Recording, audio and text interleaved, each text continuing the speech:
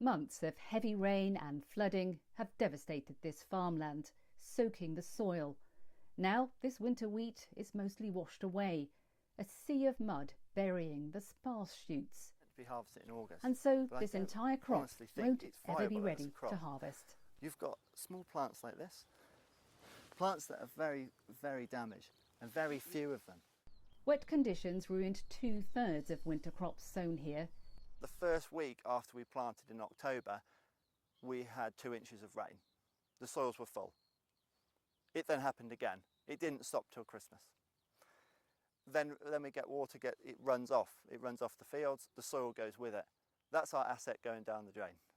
It's a huge financial hit for this family farm. So we're budgeting now for sort of 30–40% reduction in our yields.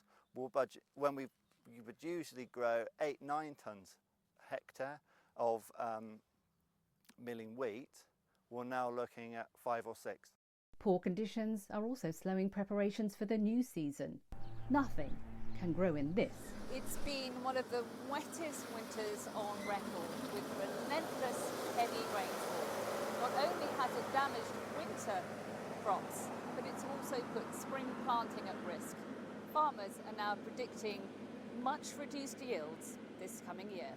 Farmers have faced several climate challenges in recent years, losing out to droughts and rain-soaked harvests too. This is pretty much what scientists have been expecting our winters to look like, but I don't think the sort of policymakers have managed to sort of get that message and feed it through into supporting farmers. The government says it's offering grants to help farmers affected by flooding, and it's working to protect agricultural land. But the National Farmers Union wants a better solution to secure future food production. Farmers need support in finding these new ways of farming, whether that's often based on research, really. Places like the University of Warwick have been doing research into new kinds of crops. With more floods expected in future, a collective of Cotswolds farmers is letting nature take its course, part of a government scheme to help the environment and alleviate flooding. We can use animals to manage the land, and it's going back to a more traditional way of farming, allowing nature and working with nature. The risk of growing crops in these flood-prone fields has proved too great, and in future, many more farmers may be walking away from producing food.